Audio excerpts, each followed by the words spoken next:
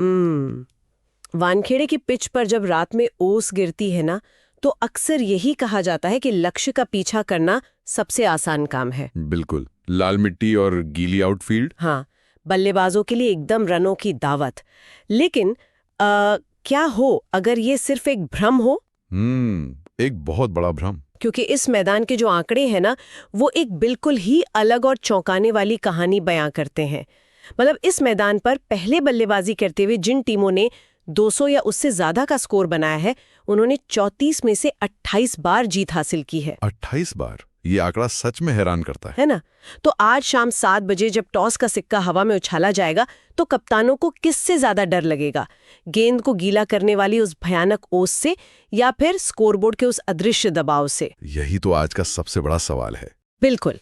और आज की इस गहन चर्चा में हमारा विषय कोई आम मैच नहीं है।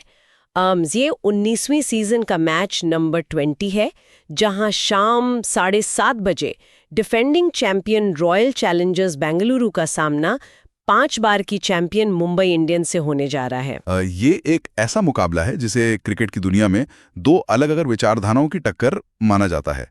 और आज के इस डीप डाइव का हमारा मिशन सिर्फ पॉइंट्स टेबल का गणित को समझाना है या खिलाड़ियों के नाम पढ़ना नहीं है। तो फिर हम आज क्या डिकोड करने वाले हैं? हमारा मकसद उन आंकड़ों के पीछे छिपी असली रणनीति को डिकोड करना है। हम ये समझेंगे कि वानखेड़े के इस खास मैदान पर आज असली बढ़त किसके पास है।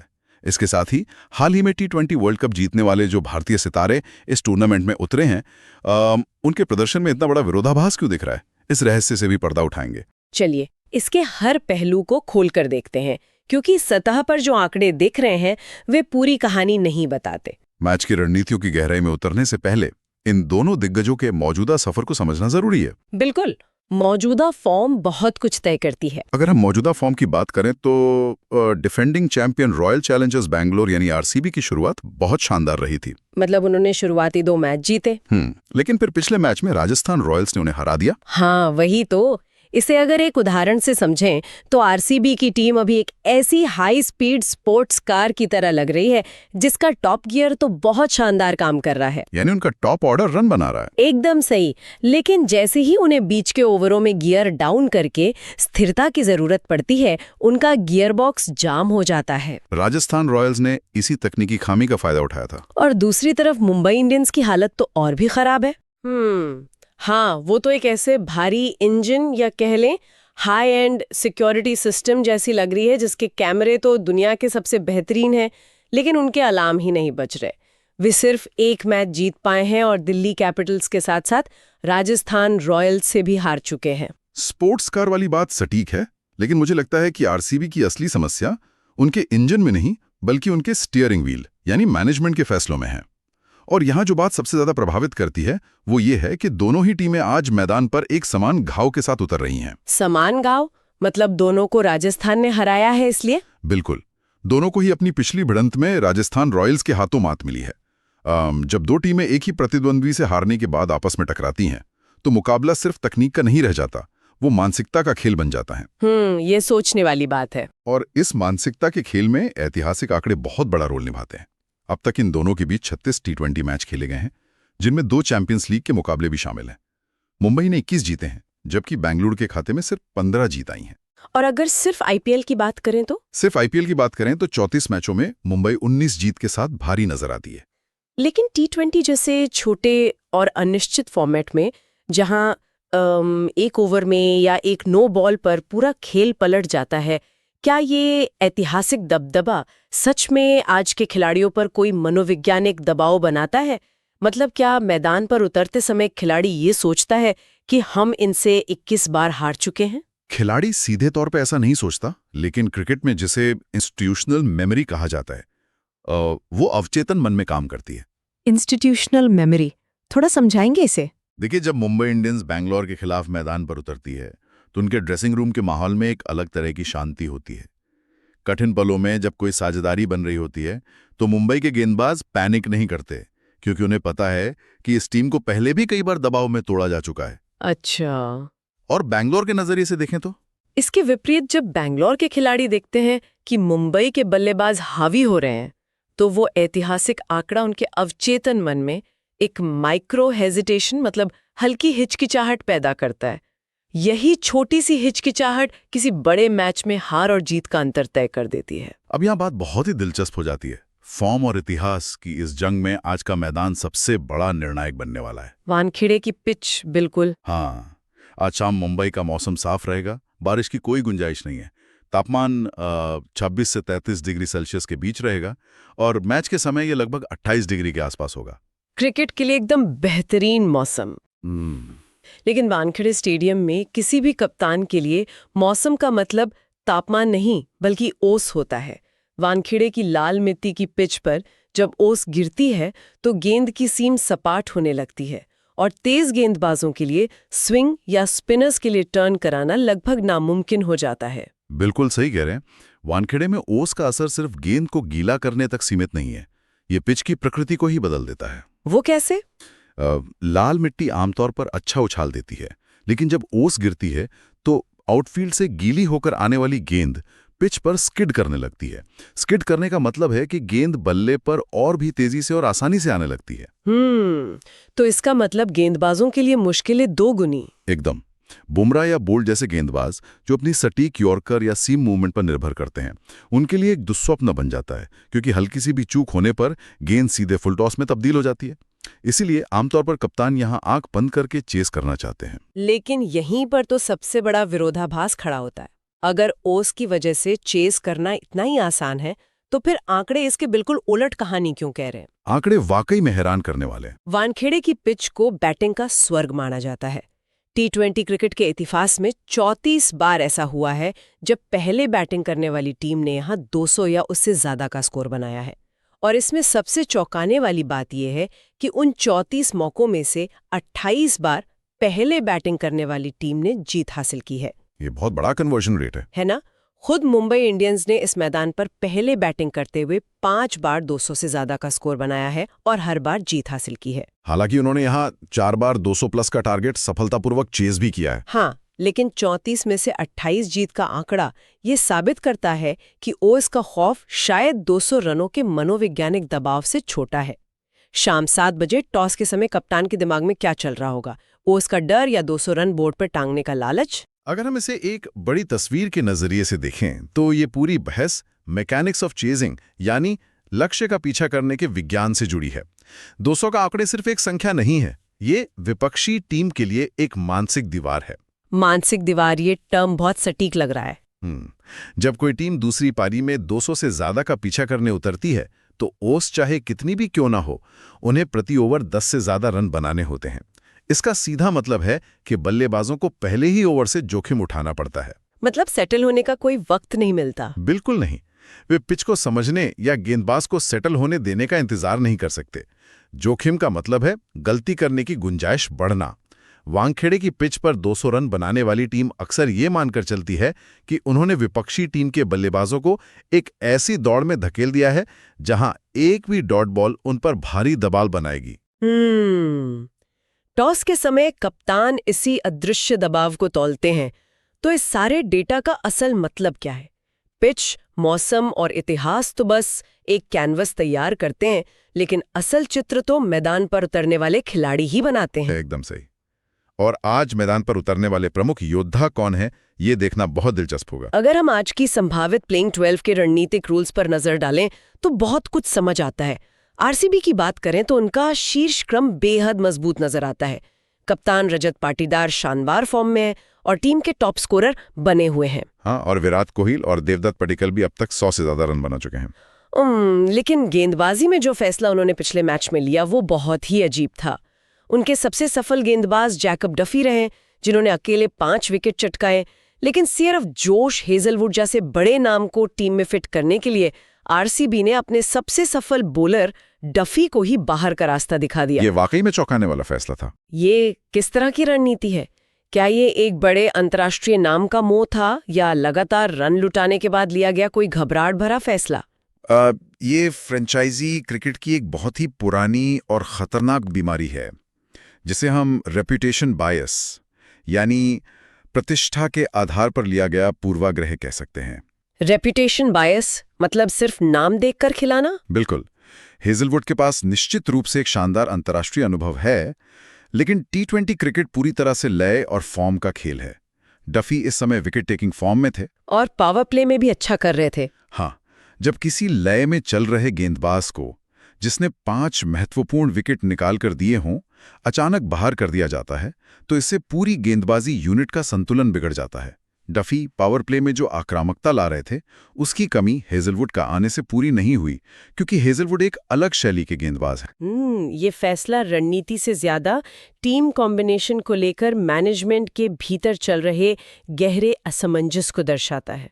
और अगर हम गेंदबाजी की समस्याओं की बात कर ही रहे हैं तो मुंबई इंडियंस का बॉलिंग लाइनअप इस समय सबसे बड़े रणनीतिक संकट से गुजर रहा है। मुंबई की गेंदबाजी तो पूरी तरह से एक पहली बन गई है इस सीजन में, है ना? उनके पास जसप्रीत बुमराह और ट्रेंट बोल्ट जैसे दुनिया के सबसे खतरनाक स्ट्राइक बॉलर्स मौजूद हैं।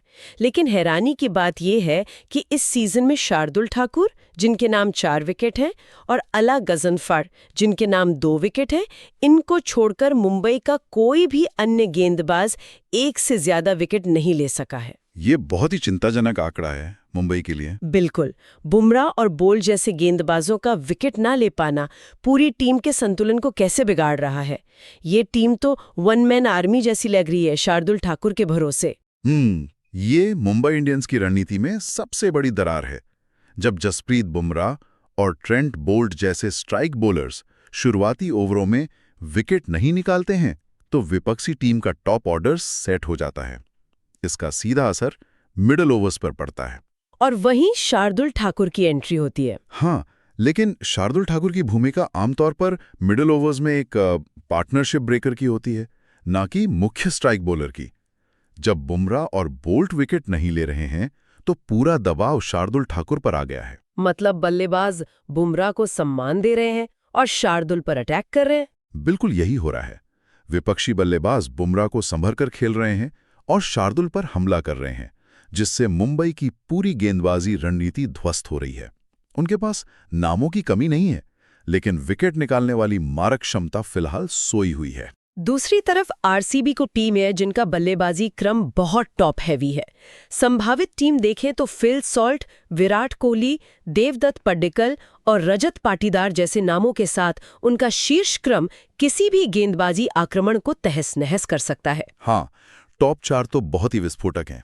लेकिन अगर मुंबई के बोल्ट आज वानखड़े की शुरुआत में थोड़ी सी स्विंग हासिल कर लेते हैं और आरसीबी के 2-3 विकेट जल्दी गिर जाते हैं तो क्या जितेश शर्मा, कृणाल पंड्या और टिम डेविड से सजा उनका मध्यक्रम उस दबाव को झेल पाएगा? यही आज के मैच की सबसे बड़ी टैक्टिकल बैटल यानी रणनीतिक जंग होने वाली है। आरसीबी का पूरा गेम प्लान इस बात पर निर्भर करता है कि उनके टॉप 3 बल्लेबाज कम से कम 12वें या 14वें ओवर तक टिके रहें। अगर जल्दी आउट हुए तो मुश्किल होगी। अगर ट्रेंट बोल्ट पहले ही ओवर में वो जादुई इन स्विंगर डाल देते हैं जिसके लिए वे जाने जाते हैं तो आरसीबी का मध्यक्रम जो अब तक पूरी तरह से टेस्ट नहीं हुआ है एकदम से एक्सपोज हो जाएगा। टिम डेविड और रोमारियो शेफर्ड फिनिशर्स हैं, वे पारी को संवारने वाले बल्लेबाज नहीं हैं। मतलब उन्हें बनी बनाई नींव चाहिए। बिल्कुल। इसलिए आज मुंबई की जीत की चाबी उनके स्ट्राइक बॉलर्स की फॉर्म वापसी में छुपी है। इन व्यक्तिगत फॉर्म और खिलाड़ियों के संघर्ष की बात करते हुए इस 19वें सीजन की एक ऐसी कहानी सामने आ रही है जिसे किसी भी क्रिकेट प्रेमी के लिए नजरअंदाज करना नामुमकिन है। आप वर्ल्ड कप विनर्स की बात कर रही हैं ना? हाँ, यह कहानी उन खिलाड़ियों से जुड़ी है जो हाल ही में भारत को T20 वर्ल्ड चैंपियन बनाकर वापस लौटे हैं। 18 मैच पूरे हो चुके हैं और भारत के वो 15 वर्ल्ड चैंपियन खिलाड़ी अब अलग-अलग फ्रेंचाइजी के रंगों में रंगे नजर आ रहे हैं। इनमें से कुछ का प्रदर्शन तो बहुत ही शानदार रहा है। बिल्कुल, देखकर लगता है वे अभी भी वर्ल्ड कप के ही जोन में हैं।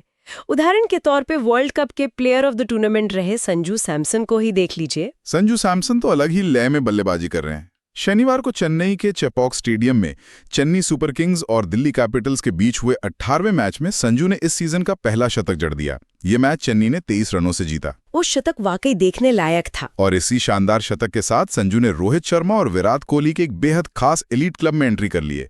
वे T20 क्रिकेट में 400 छक्के पूरे करने वाले चौथे भारतीय बन गया। क्या बात है, ये बहुत बड़ी उपलब्धि है। उसी मैच में अभिषेक शर्मा ने भी 74 रनों की जबरदस्त पारी खेली और फील्डिंग में सरफराज खान ने अक्षर पटेल का ऐसा डाइविंग कैच लपका जो शायद इस टूर्नामेंट के सर्वश्रेष्ठ कैचों में गिना जाएगा।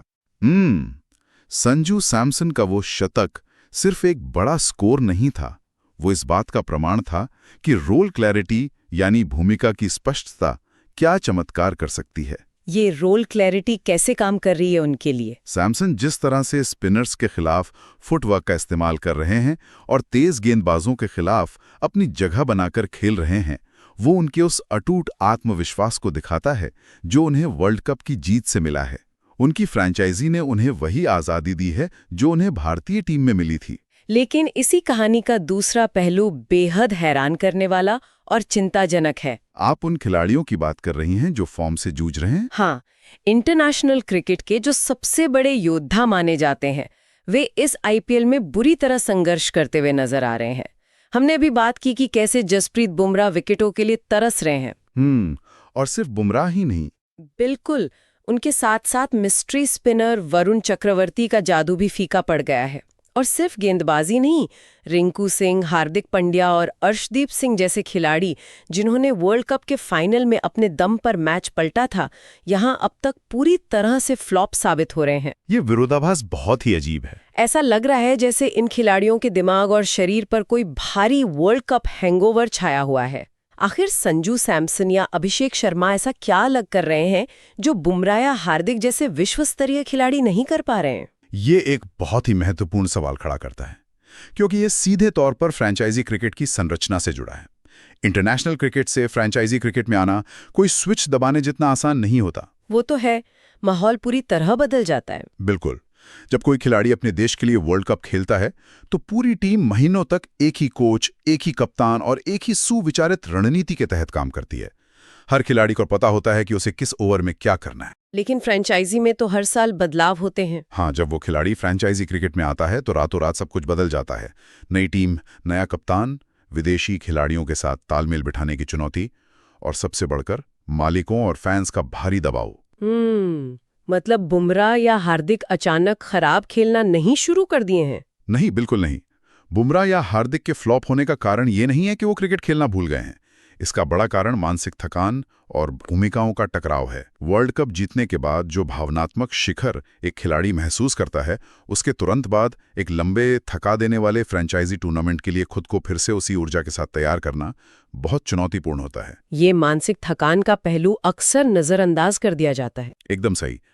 संजू सैमसन इसलिए सफल हो रहे हैं क्योंकि उनकी टीम में उनकी भूमिका पूरी तरह से उनके स्वाभाविक खेल से मेल खाती है। लेकिन हार्दिक पांड्या या रिंकू सिंह से फ्रेंचाइजी क्रिकेट में जो उम्मीदें की जा रही हैं, शायद वे उनके मौजूदा मानसिक या शारीरिक संतुलन के साथ तालमेल नहीं बिठा पा रहे हैं। फैंस तो हमेशा सुपर हीरो वाला प्रदर्शन चाहते हैं। यही तो समस्या है। फ्रेंचाइजी क्रिकेट अक्सर खिलाड़ियों से सुपर हीरो बनने की उम्मीद करता है, जबकि वे अभी अभी एक बहुत बड़े युद्ध से लौट कर आए इंसान हैं। यानी अंतर्राष्ट्रीय जर्सी का वजन तो उतर गया है, लेकिन फ्रेंचाइजी क्रिकेट की चकाचौंध में अपनी सही जगह तलाशने में अभी भी समय लग रहा है।